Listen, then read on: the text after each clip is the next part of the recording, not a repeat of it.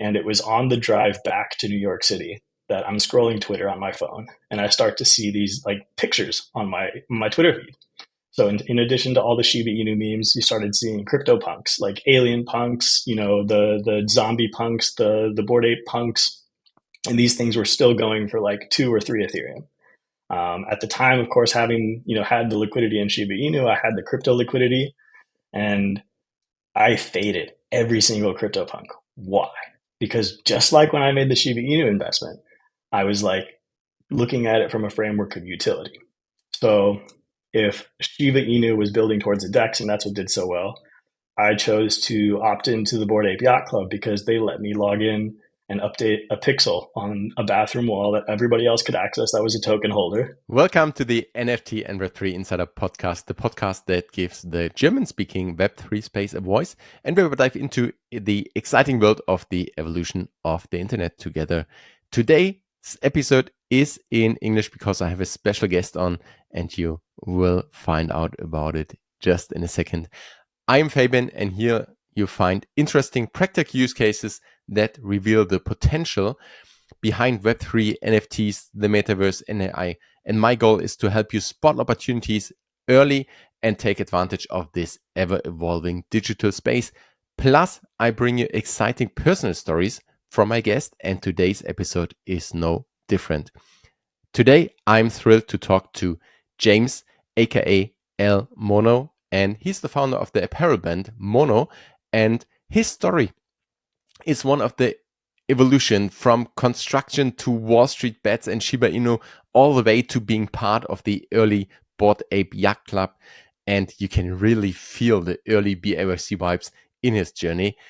We'll dive into how the idea to founding this brand, founding El Mono, and going into apparel basically and going into fashion came to place, and what really makes Mono stick out and stand out in today's world, and especially how the Mono brand offers unique fashion experience for modern nomads.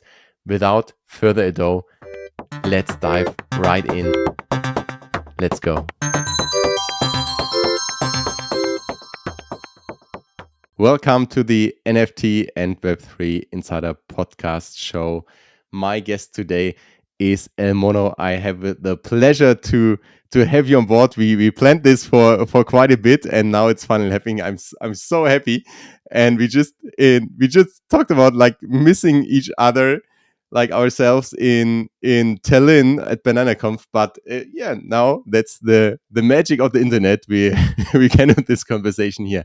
So yeah, welcome to the show, man. So happy to have you. And for the people that don't know who you are, please introduce yourself. What are you doing? Who are you? And just like a short introduction.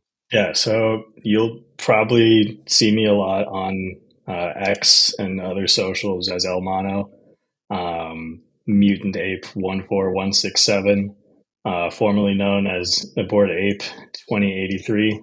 And I drank an M2 serum, and I never looked back after I saw the art. It was I instantly fell in love with the M2 tweet, and just the whole M2 traits were insane. And when I go to these conferences, like the Banana conference, it's always crazy to me to have people recognize me as El Mono and call me Mono. Because to me, like I always introduce myself first as James, right? Like that's my name. I'm fully doxxed. I ripped that Band-Aid off a long time ago, and right now what I'm working on is Mono, and we'll get to that here in a little bit. But that's what brought me here today. I think that's probably also part of this, right? So your brand is actually Mono, and your like also your handle is Mono, and I think it's hard to sometimes like tell the difference, or it's easier probably to just have just one name. I had the same problem actually. I started out like with my ape as Captain Kazoo because he has a kazoo and it was in the captain's head, and it was so natural to like call him that. And then with starting the podcast, I thought about like but yeah, how should I talk about, how should I introduce myself? Is it I'm Fabian? Is it I'm Captain Kazoo? Is it like both? So I still struggle with it. I transitioned a little bit to like having my name in on X and on the pod, and doing like something with Captain Kazoo elsewhere in storytelling and stuff. But yeah, it's actually it's a struggle, especially if you're out there, if you're doxxed. So what what was like, maybe let's go back a few like days, month, years. What is your backstory? So how did you started to go into NFTs, into Web3? What have you done before? So like, tell us a little bit about like the history. Yeah, so I guess the shorter version is I'm formerly an aerospace and defense guy. I used to work for a company called Lockheed Martin. They're pretty big in the space industry. They're pretty big in the defense industry.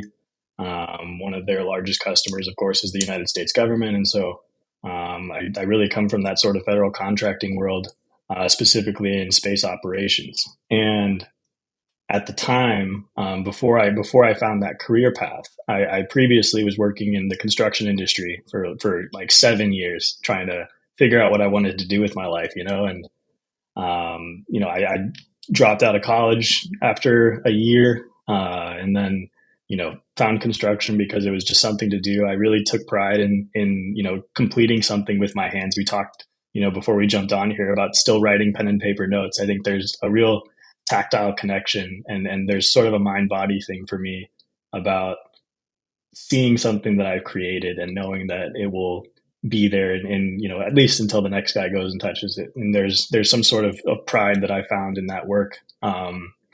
But how does that link to Web3, right? So this is where it gets interesting. I was eventually told by an individual in the construction industry who I was even respected very highly. We worked together for a bunch of years, and he's like, "Dude, what are you doing? Like you should be back in college. Like you're a pretty smart kid. You got your whole life ahead of you. What are you doing?" And so I was like, "Yeah, you're probably right, man. I need to be more serious about this." And so I went back into school. Was looking to major in a construction project management role, and found in conversation with an academic advisor that it was very common for peers to select the management option. And to sort of go against the grain, I selected a computer information systems option for my degree program. And I found myself staring at a computer for just hours and hours. After I would go to work all day, I would do my online classes, and I would just sit in front of the computer. And for anyone listening to this that has any programming experience or has spent any sort of curriculum time in that realm knows you do it so much for work or for accomplishing X, Y, or Z task. You start to find ways to leverage what you're doing for fun. And so much like Vitalik Buterin, I grew up playing tons of World of Warcraft, and that was like video games were always just a part of my life. And one of the things that really helps when you're playing a ton of video games is Reddit. There's so many different subreddits and forums for specific community engagements, and that was really my first opportunity to find an online community that was into the same stuff as me. You could network and talk with different people, and then like this was like 2019, 2018, getting into 2020 when you started to see certain subreddits pop up like Wall Street Bets around cryptocurrency, and then specifically GameStop and AMC. And at the time in the United States, right, I was still a student, so budget was not very, very high, right, especially on a construction salary. But I was like, you know what? Let me take a few $100 here and start to try these games, GameStop and AMC options. And Robinhood was just hitting the market as a big deal, and so I was able to set up an options account, jumped into like all these trading forums, and suddenly instead of video game communities, I was in like trading communities and gambling on stock options, and it was a lot of fun. But I lost every bit of money I ever invested into the stock market. So I just kept going though. I knew that there's a light at the end of the tunnel because people started posting their gains. Roaring Kitty was doing his thing, and I knew that there was hope.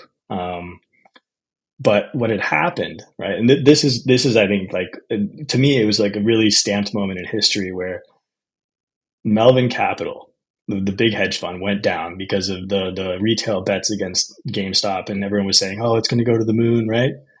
What in that fallout people don't realize was on Reddit, they blocked the subreddit. They shut it down. At some point, Wall Street Bets went down. The official Wall Street Bets was taken down.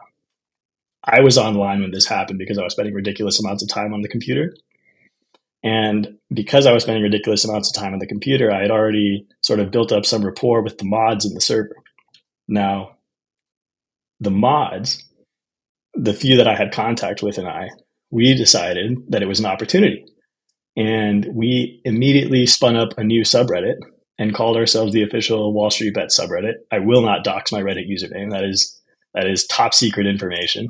And I've since deleted that Reddit account. So good luck, internet. But what we did, without knowing at the time, was form our own alpha group of thousands of users that thought we were the official Wall Street Bets.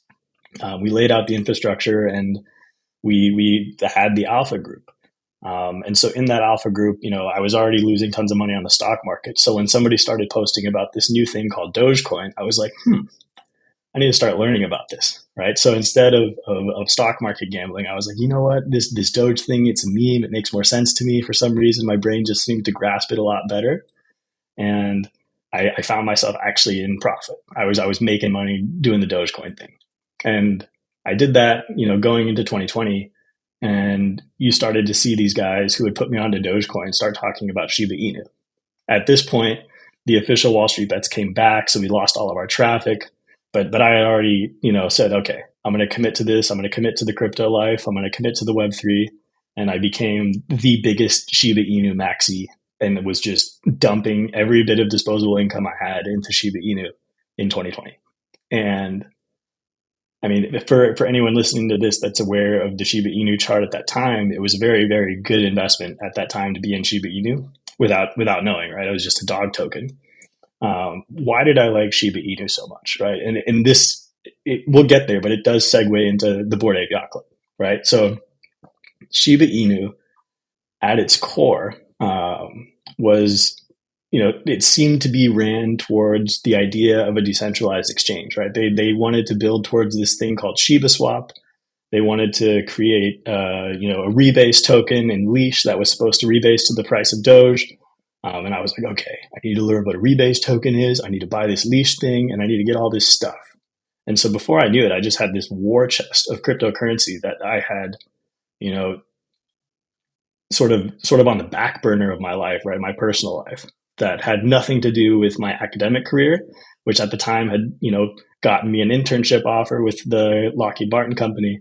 And I'm like going through this life as like a normal human being, figuring out, college and what I wanted to do. And I found myself with this Roaring Kitty level war chest of Shiba Inu tokens.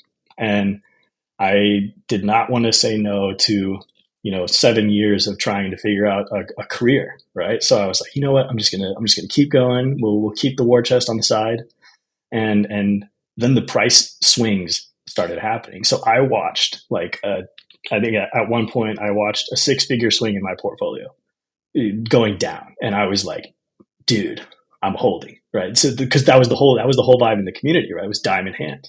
And because I was such a maxi, I was like, well, I have to do it if everyone else is doing it. I saw what Roaring Kitty did with GameStop, and I felt like I had sort of a similar level of control in the Shiba Inu realm. And at this time, right, Bored Apes weren't necessarily a thing. As my personal life continued to progress towards my career with Lockheed Martin, I found myself starting in June of 2021.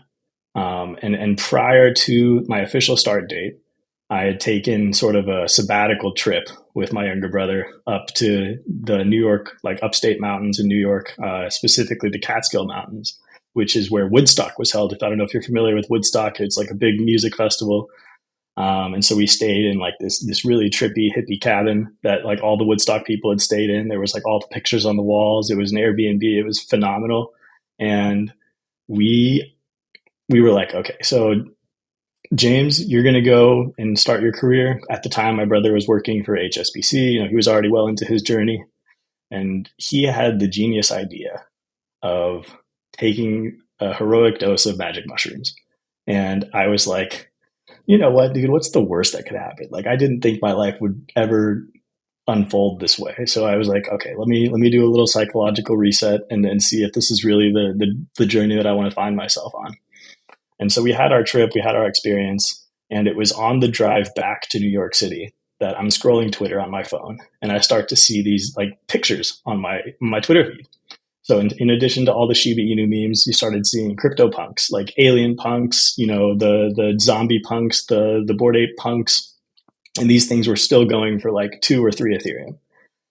At the time, of course, having had the liquidity in Shiba Inu, I had the crypto liquidity, and I faded every single crypto punk. Why? Because just like when I made the Shiba Inu investment, I was like looking at it from a framework of utility. So if Shiba Inu was building towards a DEX and that's what did so well, I chose to opt into the Bored Ape Yacht Club because they let me log in and update a pixel on a bathroom wall that everybody else could access that was a token holder. And I was like, that's gold, dude. Like, obviously these are going to beat punks, right? These punk things are stupid. It's like 8-bit art. I'm going for the Bored Ape Yacht Club. And I went berserk and I got as many Bored Apes as I could.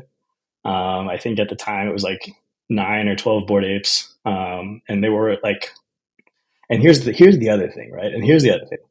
Just like there were alien punks and zombie punks and all these crazy assets, right, with rarities, there were gold apes, there were laser apes, like all of the grail apes were, under 5 Ethereum. And I was like, those are cool. But the cool thing about, Bored Apes, that I'm sure, the crypto punks had their journey, but for me, I'll just focus in on my journey with the Bored Apes, was that it was about your identity. Like this was who you can be and a sort of a profile picture change. And so I picked El Mono, Bored Apes 2083, because that was the one that spoke to me the most. It was the tweed suit, fez hat, robot eyes, just a smooth purple background. Shout out to the Purple Ape Yacht Club.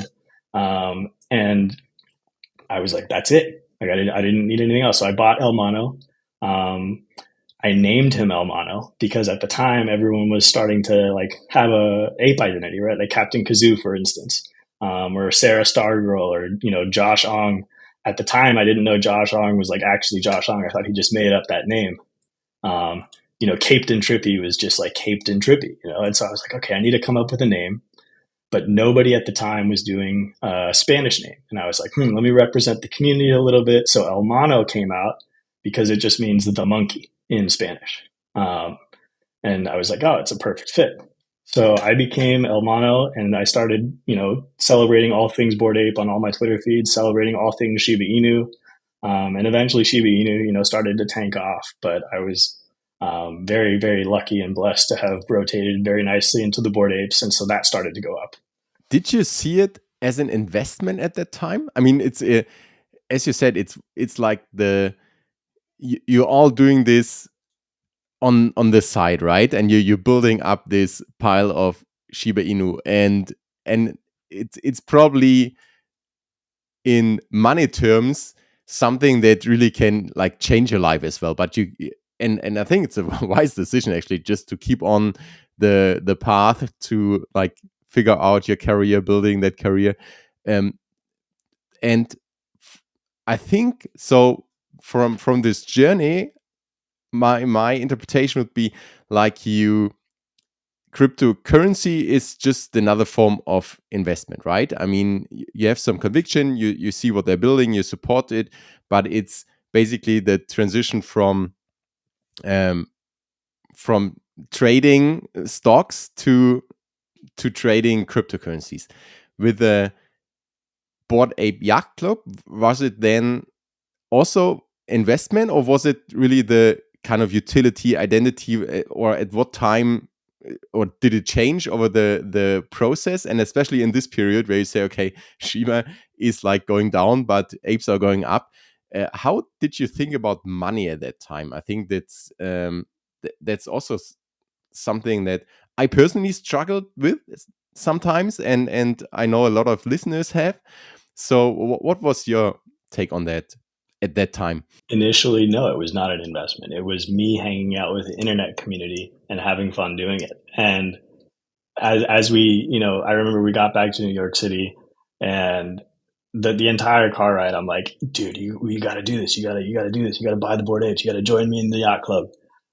Talking to my younger brother, and he just wasn't biting. He was like, this is stupid. He was, he's a credit analyst for HSBC. He was a banker, right? So, and he was a banker that managed risk. And so for him, it was like I was insane. And because he was so near and dear to my heart, and he still is, it was like, okay, I'll table this idea as an investment, but I'm still going to do it anyway because I love it. Like, I think it's cool, it's fun, and I'm like getting thousands of followers on X, just like from before being just James, it was like some guy. But as Almano, I can like really leverage what came to be sort of a personal brand. Where I think it shifted for me was when, I think it was like April, that was May, going into June and July of 2021 after the mint, that the price started to go up. And then I was like, wait a minute, this might really go somewhere. And then they announced dogs, the Kennel Club. And it was like, wait a minute. So now not only do I get the bathroom pixel, but they're going to give me like a free dog. And it's like a companion to the ape. So now this is like really, really cool. And it was at that point that I, talked seriously again with my brother, and he's like, dude, all right, I'm in. I'll do this. Like, let's give it a shot. And so I got, a kennel club for every single one of the Bored Apes at the time.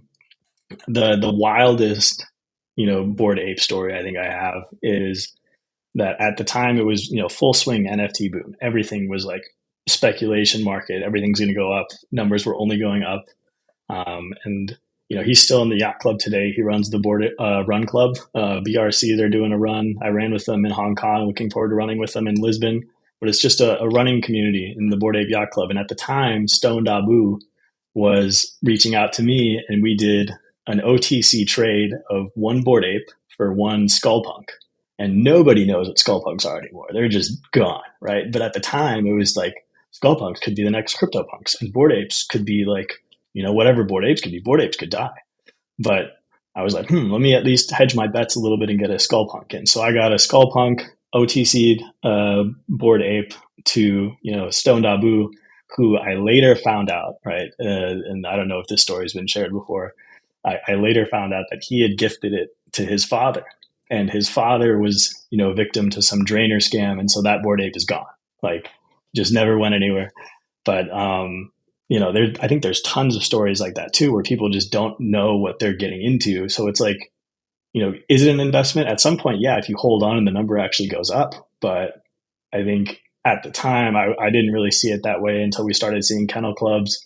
And what really did it for me was the serums. When serums were like hyped up and mutants were coming, it was that was the next big thing. And the idea that you could not just get a serum and mutate, your ape, that they gamified it, and you could get an M1, an M2, or even an M3 mega. When I got my serums, I was again still holding a few Bored Apes, so I had the option of getting a few different serums. So my odds, I think, were a little increased. I had gifted, one of the apes to my brother, and I had gifted an ape to my mom. And so I think at the time, my mom got an M2, I got one M2 and a bunch of M1s, and then my brother got the M1. And so even though neither one of us got the M3, we were all still stoked. And I remember these M2 serums even went berserk on the secondary. So like some of the M2s were going for, just ridiculous amounts of Ethereum. At the time, ETH was like almost 4K. And so, my brother's really happy with me. My mom's singing my praises. And I'm thinking, wow, I really have diamond hands, bro. Like these hands are made of steel. Because I held through Shiba Inu, and I was able to roll it into the Bored Apes. And now I've held the Bored Apes into the dogs and the serums. And then, as if there wasn't like enough icing on the cake, Yuga was like, hey, we're doing ApeCoin. Again, going back to my personal life, this entire journey, I had converted my internship to a full-time offer. I had finished college, and I was officially working full-time with, Lockheed Martin, and we're getting into, I guess, the rest of 21 into 22. And I think it was April of 22 after the ApeCoin airdrop. I was like, dude, this is enough. I'm tired of spending 12 to 14 hours a day in corporate. as an early grunt employee, just kicking cans down the road for the higher ups. And, I found myself like 3-4xing my yearly salary for the next few years, thanks to the ApeCoin airdrop. So I was one of the guys who saw that and said, okay, I'm going to finally take an exit. So I dumped my ApeCoin at a decent price, not $27, but not, wasn't down to like the 50 cents that we see today. And I had not taken the education that I have since taken to learn what is being made with ApeCoin DAO, with AIPs. And so that part was still sort of lost on me at the time. And I felt that I could still maintain my status within the community and then maintain the personal brand and take the ApeCoin to sort of figure out what that was going to be. It was, I guess, 2022. Yeah. And then you started to see the price come down. I mean, it makes absolute sense from my point of view. And was there like a key moment where you said, okay, like running the calculator and seeing, okay, I get this number probably, and let's assume it's worth X, and then this is basically my salary. So and like, was it just the hours on the working side, or was it just like, okay, it makes no sense to have like this 10 to 14 hour days and then afterwards spending the nights to stay on top of like everything in the community and the investments and stuff like that? And was there like a key moment, or was it just like the process, and then with the ApeCoin drop, it was just like the final push? So I always try to, like, you'll get this from me, man. Like, I've always tried to be as humble as possible because I, don't necessarily come from a very wealthy background. But, that being said, I really do credit a lot of my success to the people around me. And I'll shout out my brother 1,000 times because of his experience in the financial world out in New York City, for telling me, how to budget, plan, start to do things that, I guess are basic financial literacies that I had just never really sought out in my life. And really, if I had to point to one specific turning point, I remember I was on the phone with another buddy named Conrad, who he's on X as Conquad. He's a little flame doodle. He's still like the biggest doodles maxi I know to date. And eventually I know that it'll pay off for him. But, I remember I was on the phone with him and I was like, dude, so I have finally enough money to look at buying a house. Interest rates were great in the US, and I can buy a house closer to my job to make my commute, way less impact on my day. That was option one. Option two was I could buy a nicer car. And then that way my commute was nice, Tesla autopilot. That was like the idea at the time. And that was the new big thing. So I could just throw the Tesla autopilot and do that.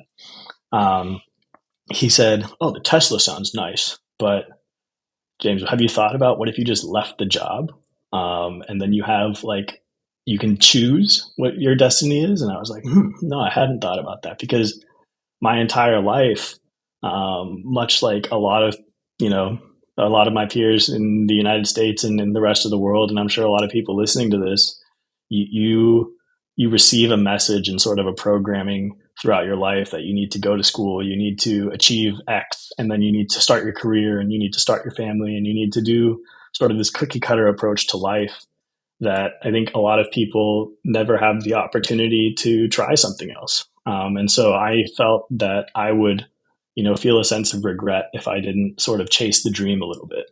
And what that had turned into at the time was me diving fully into the Web3 community and trying to network my way into whatever, opportunities that would become.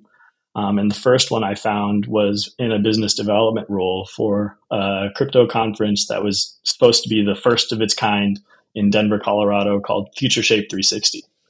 And so Future Shape 360 did the whole ethos of the conference was to issue a token. It was a mint.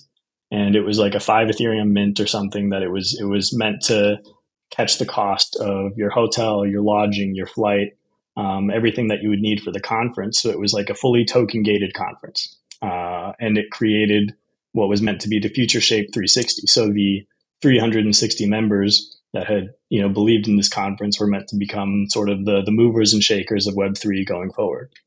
And I made a ton of really solid connections through that in the BD capacity that have since, brought me to crazy places like Korea Blockchain Week that I never thought I would ever, go to Korea in my life. But there I was, after the Future Shape thing, finding myself in Korea for the first time, at Four Seasons VIP events with like the president of Yamaha and shaking hands with the head of, technology for the Korean parliament or their equivalent of a Congress.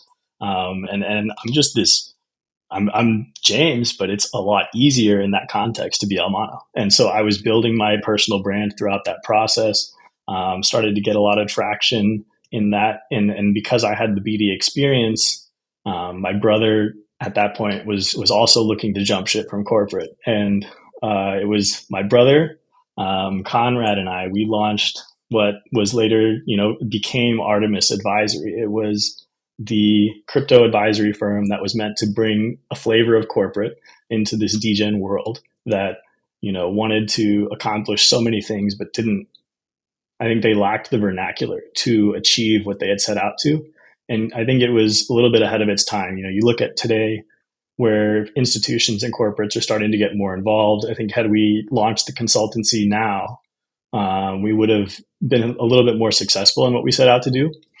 And, that's not to say we didn't achieve, anything, right? Like we had a crypto yacht club party with Crypto Yacht Club out of LA. We did a sponsored event with Abra Global. They were a big crypto exchange that has since, gone under.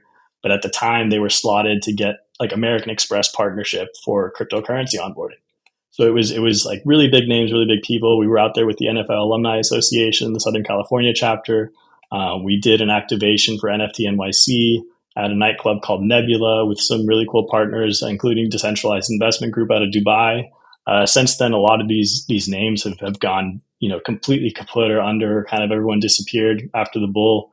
But one of the really cool things that came out of it was we were able to bring the Barry Fay collection, which is a collection of music intellectual property and platinum records, signed guitars, like really cool pianos from what I believe to be the greatest promoter in the last 50 years in the United States of America, named Barry Fay.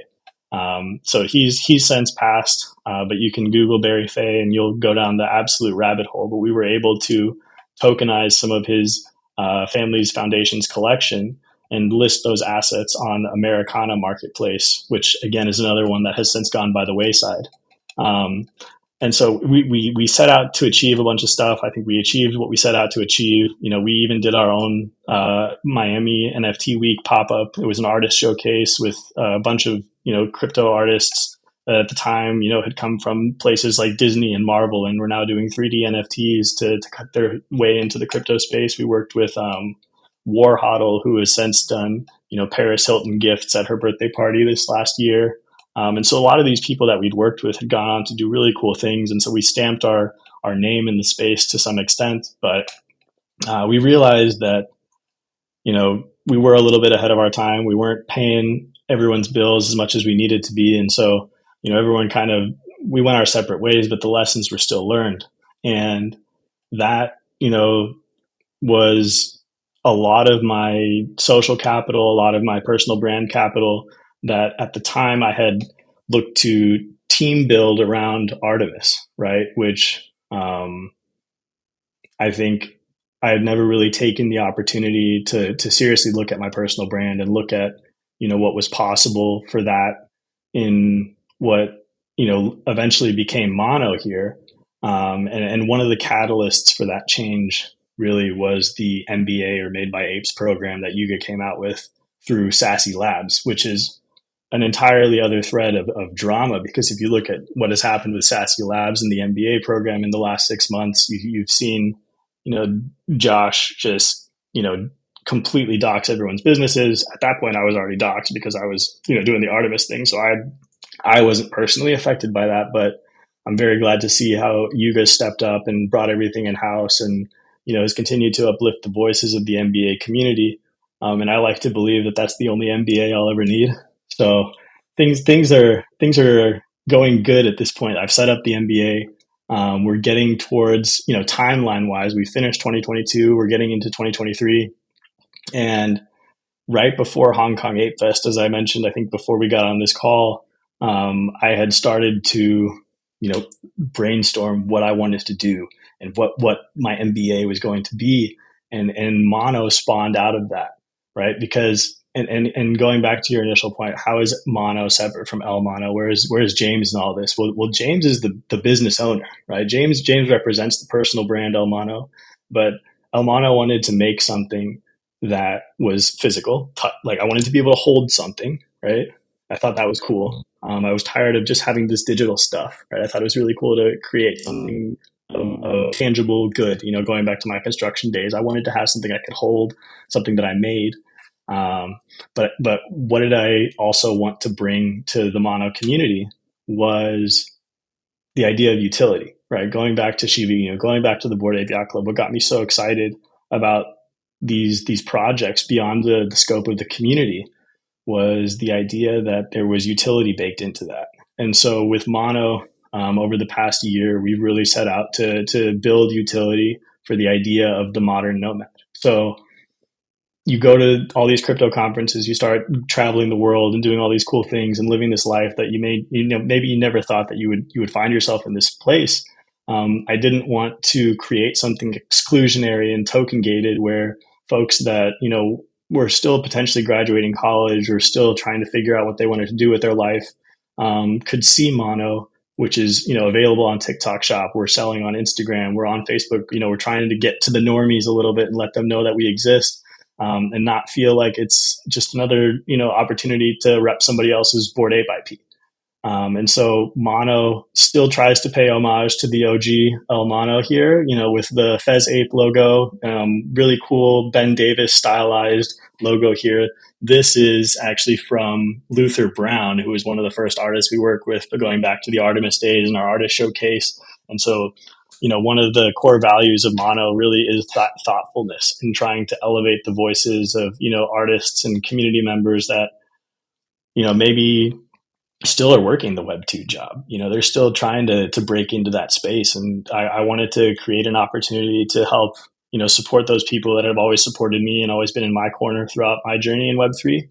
And so Luther's one of those guys. Luther, if you see this, man, thank you so much for everything you've done, and then we'll continue to do with Mono. And I look forward to, having this conversation with you later on. But bringing it back to Mono. So maybe for people that are probably just listening and not watching right now, can you just describe what Mono is and what the mission behind Mono is for people that don't know it yet? And second question to that, you mentioned that MBA was like kind of the trigger to think about doing something with the brand, and then the kind of process where you said, I want to have something physical. And was there like specific points where you said, this is it's a must that Web3 is somehow involved, that token are involved, or that utility is involved? I mean, you could have just produced I don't know, pens and then just sell it, but take us a little bit into this founding process a little bit. So first question, what is it? What is the mission and of your brand? And the second question, so the process, how you define what products you want to make. So the mission for Mono is to establish Mono as the go-to brand for modern nomads. So step one was defining what the heck a modern nomad is. And then, that was an entire journey, right? Because a lot of the modern nomads that I was meeting were crypto natives. Like I wasn't going to tech conferences. I like to say that the digital nomad is a little bit of an antiquated idea. I don't discount that there were folks that, were in the dot-com boom, the PayPal class, Peter Thiel's, the Elon Musk's, those guys, Zuckerberg's, they had their exits. They did the tech thing. And they've, since done the jet setting lifestyle. Jack Dorsey's still doing his thing. I know he's doing Warpcaster now, but he's still out there traveling the world and doing yoga holistically. Like it's a cool lifestyle, but I think that for a lot of folks that are in that Gen Z and that sort of Gen Alpha bracket, looking at like little cousins that I have, they think it's a really cool lifestyle that they can start to achieve and work towards. And I really draw parallels to like Supreme, right? Like when Supreme was starting, that their goal and their cult following, I think, really spawned in the younger generations because they felt proud to wear Supreme. Like it was a stamp of a counterculture movement, sort of a streetwear brand. And that to me sort of became the ethos of the modern nomad, right? Like let's push back on this idea that we need to be a cookie cutter life and we just have to, buy the house and go close to work and then start the family. Like it's a lot cooler if you can find a remote gig, which thanks to the pandemic as a huge catalyst for all of this, right, has been a lot more ubiquitous. The 4-day work week, even, taking a lot of that from Europe, shout out to you guys for doing it first. But that was one of the last initiatives I was in charge of at Lockheed Martin, was rolling everything into a 4-day work week. We were moving everything online. And so that was still fresh in my mind. And I wanted to create a vehicle for folks to identify with that. But what was that going to be, right? If it wasn't supposed to be exclusionary to the non-crypto natives, I felt that the most tactile, tangible way to do that was to drop a T-shirt, throw a logo on it, and make sure that it wasn't just a Gildan blank. That so many other people were creating merch, right? Everyone's doing merch. I wanted to do apparel. And when one of the people that I had met at one of these conferences, his name was also James Costa. I'll shout him out on this. He since is doing some really cool stuff with, just really high ticket apparel, really custom stuff, with a lot of his supply chain. And it's just like I'll use the word bougie, like it's nice luxury stuff. Right. And so I wanted to sort of capture that feel. And going back to the Artemis days, one of our advisors that we brought on is named Nick Champagne. That's his name, right? That's his thing, right? And he runs Status Luxury Group, which is a really high-end concierge service for ultra high net worth and high net worth individuals. And so his flavor and introduction that he gave us to what luxury means was also still fresh in my mind. So I felt like I had a little bit of a competitive advantage in having relationships with people like James Costa, having relationships with people like Nick, who, brought us into the Ned Nomad in New York City to do fireside chats with VaynerX and Grayscale in that Artemis capacity. And so a lot of these, like I think a good way to bring this up is that there's an attunement to luxury. And I think that is lost on a lot of people who haven't experienced it. I'm very blessed, again, having taken the profits to be able to go and explore some of the Amans of the world, if you will, and dine at some of the finest restaurants in the world. Because if you see my Instagram, I'll have to share it with you after this, but it's just food. Like I just food blog on Instagram. It's just like all the restaurants, and that's how I read my history. If I look at my personal Instagram, I can scroll through and I can tell you, oh, this is in Korea, this is Mosu, this is when I was in Korea Blockchain Week. And instead of having like a reel of me talking about it, I can see all of that in the food, and I can see the plate and remember the flavors. And again, going back to the idea of something that I can touch is just so cool to me.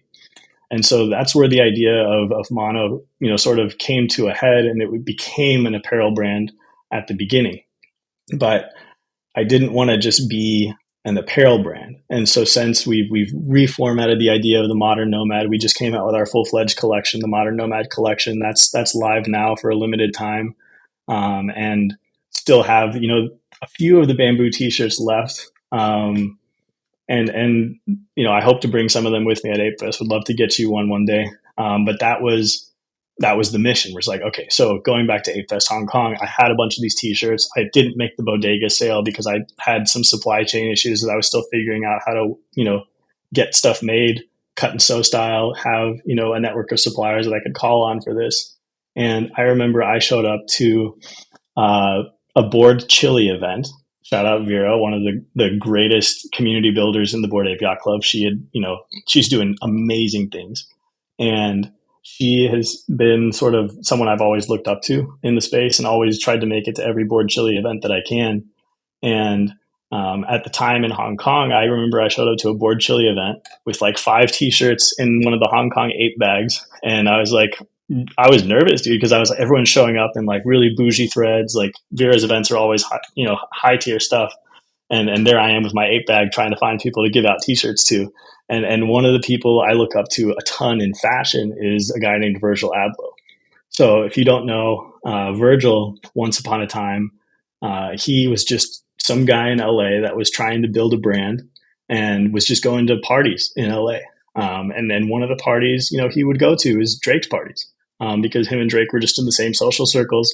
And that's how he initially built up his brand, was by giving away pieces to Drakes of the world. And that sort of elevated his status of who he was and the brand that he was building.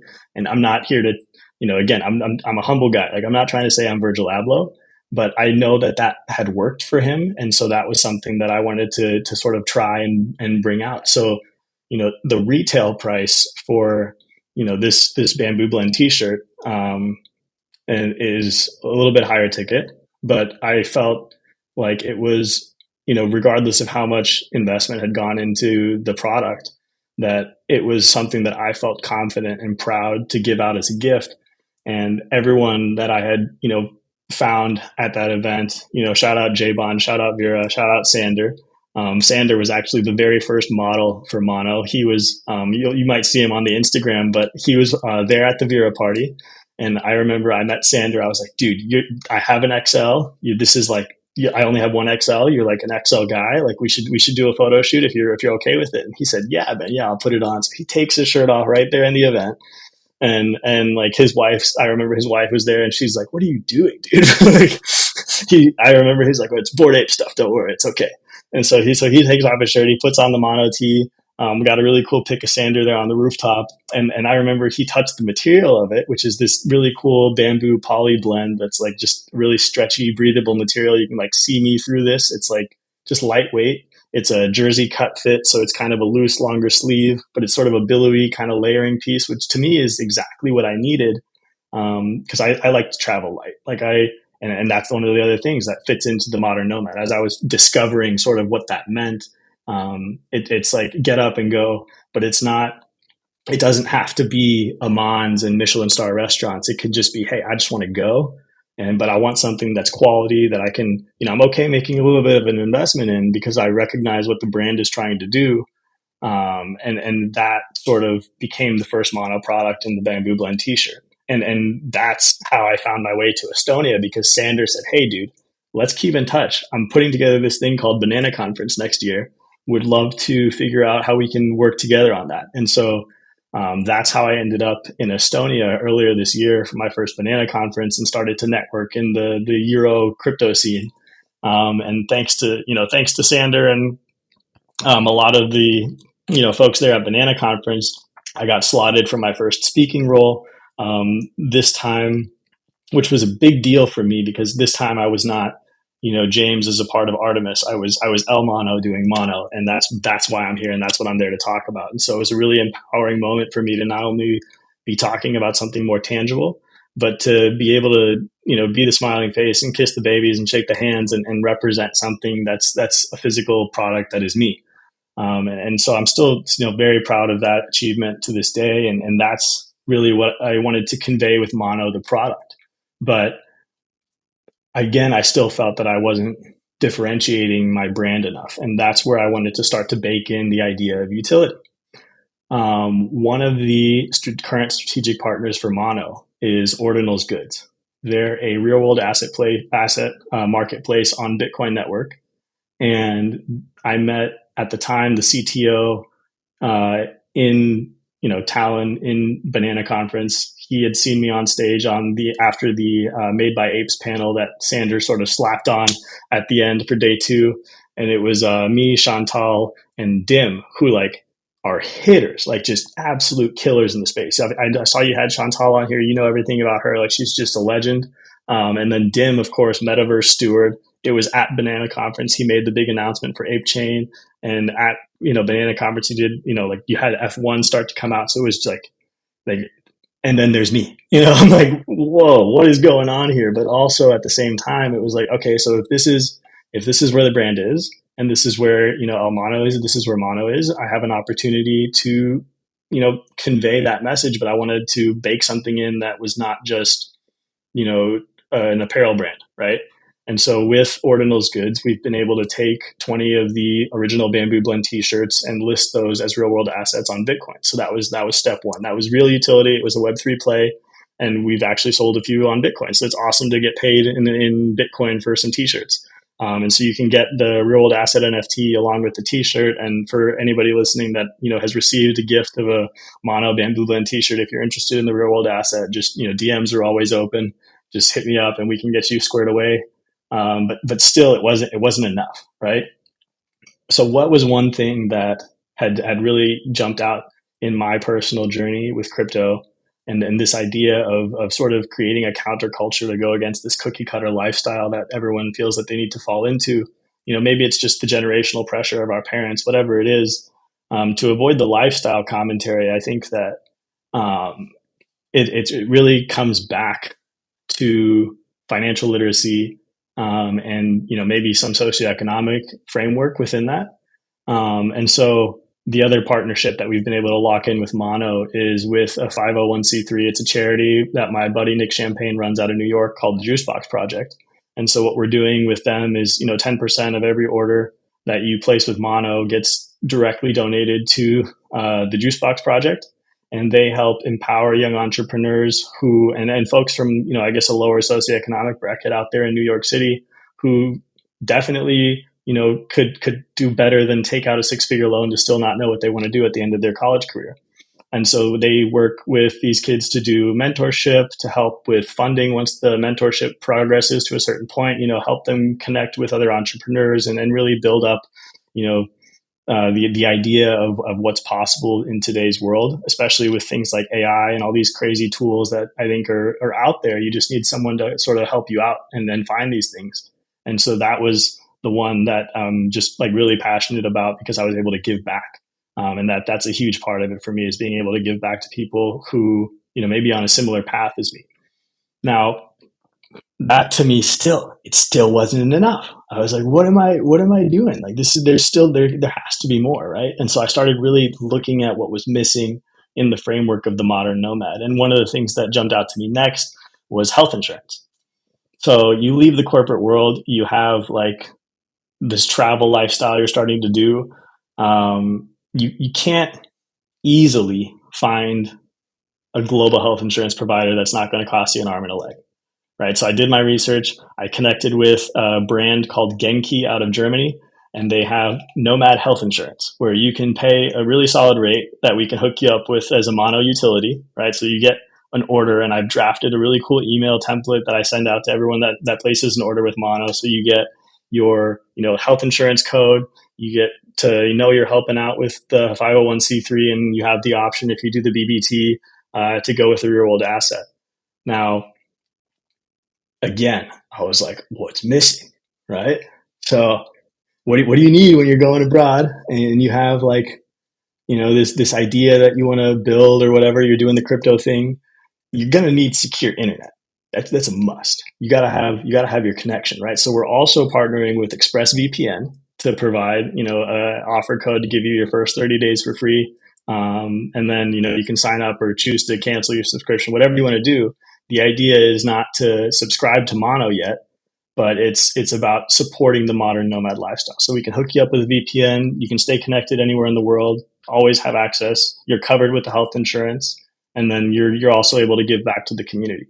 And so as those utility frameworks have come to bear, the idea of the modern nomad has also been a lot more solidified. And then that idea is long term to really create Mono as a globally recognized brand that has its claim to the travel space, and working sort of with that cult following from the younger generations to let everybody know that, hey, you can choose what you want to do with your life. And Mono is there to help support that lifestyle if you want to. So yeah, that's like going full circle on the mission as well, and it's so inspiring just to listen to you. I think that's the episode where like I've asked the least questions, but it's so inspiring to listen to your story and your also your chain of thoughts, and how like this became like just mono became the idea from, hey, I want to do something and I want to have something physical to touch, to this kind of concept where you can tell that it's the exact opposite of like this fast fashion trend, right? Where you just buy a shirt for a few bucks and then you can wear it for, I don't know, 5 times, and then you have to throw it away. And you building something that where modern nomads can identify with, where they get utility, where like Web3 is baked in, and yeah, I think we can tell that it's just the beginning. So there's probably a lot of things coming up. ApeFest Lisbon is next, so it's just like 1 month to go. Have you planned something for Lisbon? And for people listening right now that are inspired as I am and hooked as I am, so where can they where can they find you? Where can they like should they wait for Lisbon? Can they buy already? How can they like connect to you? So yeah, give us a little bit of what's planned next, and where can I start as a customer? Yeah, so on all socials, TikTok, Instagram, and X, mono nomads, MONO nomads, all one word. That's the handle. Check us out. Stay up to date on the content. We will, I'll send it out on the X account. Everyone that wants to jump in, we have a Telegram channel. If that's easiest to just jump into Telegram, that's where things are at now. The Modern Nomad collection, our first full collection, is up. I'm rocking right here. You'll see this. This is crypto and passport stamps hat. This one. This one's not available online. In this specific white colorway. I wanted to get something that's like something that's only for me. And I thought that was a big part of it. But we still have the mono monkey decal. This was an alternate logo. Fun fact: this was the one that I mentioned Luther Brown. This was the one that his daughter, who's also a really, she's going to be a great artist one day. She really liked this logo, and so I took that and put that on the side. And then we have our mono decal, which is an alternate logo idea, but I didn't want to not use any of the designs I'm sitting on. So there are a few, designs that are still in the repository that haven't been, brought to the light of day yet. Specifically, the mono lovers collection is coming up. It's going to be some swimwear, and I'll bring some of that on the rack in Lisbon, so you'll have a chance to see some of the products that haven't hit the marketplace yet. We're also gonna, going back to Ordinals Goods, we're working on a specific Ordinals Goods mono collaboration collection that's coming out here soon, and then got some other stuff coming. But right now, the Modern Nomad collection is up. It's on the website. The other one I'll shout out is we did. I wanted to bring it back to the club, dude. The club is what started it all. So we're doing a pre-order that's live now until, you see, we're at the 11th, so I'm closing it on the 14th. And then the price is going to change. The design will stay the same, but right now we're doing a promo rate for apes, mutants, and members of the Bored Ape Kennel Club, because I didn't want to leave the dogs out this time. So if you're a holder of any of those assets, go on the website dressmono.com and customize your very own Ape Fest Lisbon hat. We left 16 characters here that are completely yours. It'll say Ape Custom on it, or if you opt in, we can do, I don't know, Fabian Zentel or Captain Kazoo or whatever your ape name is, Captain Trippy, PP Man. If you're watching this, I made you one and I'm bringing it to you at Ape Fest. That's happening. Illa, I got you too, bro. That's coming your way. And so there's just a lot of cool opportunities to leverage the club, and I wanted to bring it back. But yes, we will be as mono at Marvilla for a seller's booth, and we'll also be at the bodega, so you'll have the chance to see some of the products. You'll have the chance to buy some of the products there in person. I'll bring as many as I can in my suitcase. This time I've already talked with Yuga. It's approved that I can bring my suitcase, so we're going to be there, and it'll look forward to seeing as many people as I can. Just stop by. I'm so looking forward to meet in Lisbon. And yeah, just again, it's so the whole, like, your personal story, but also what you're building. It's so inspiring. It's great. Keep on doing that. Two last questions. Very like rapid fire one. So Mono is inspired by the modern nomad. If you could pack one single item for a trip around the world, what would you take and why? It's the BBT. So fun fact, my record. So after Hong Kong, I have a buddy who he also jet sets and travels around, and we try to sync up in different places in the world when our schedules let us. And at the time, he had met me in Hong Kong for Ape Fest. Shout out Jumper. And we both were looking at our tickets, and we could have gone, our separate ways. He was going to go back to New York. I was going to go back to LA to see some family for Thanksgiving. And we looked at the tickets, and then we looked at the tickets to Japan, and the tickets to Japan were like $100 from Hong Kong on Hong Kong Express. And it's like, dude, we've never been to Japan. Let's just go to Japan. And so we took like the 3 or 4 Bamboo Blend t-shirts I had left, and went to Japan, and we're there in Japan for like a month after Hong Kong. We did, Tokyo, we did Osaka, he went to Hiroshima. I went to Kyoto instead because I wanted to see Kyoto. And then we met up back in Tokyo, and he went on, and then I went up to Hakone before I went back to Tokyo, and eventually went back to see the family for Thanksgiving out in LA. But where does it come back to the BBT? So I rocked this sucker because I couldn't find laundry, or I was too lazy to do laundry, whatever. I was just having too much fun in Japan. So I've rocked this thing for like 3 or 4 days straight. And because of the bamboo blend, it did not smell. Like I'm telling you, it is moisture wicking and it is odor friendly. And you can rock this sucker anywhere in the world. And it is an essential need for any time I go traveling. Awesome. I mean, it was a easy question, I think, but it shows it's field approved, right? It's action approved. So yeah, one more reason to get one. Last question. So if you can give just one tip, recommendation, message to our audience right now, so can be anything, not related to Web3, can be related to like traveling or just life. So what, like the Tim Ferriss billboard question, right? What would you write on your billboard? What would the message be you want to shout out now?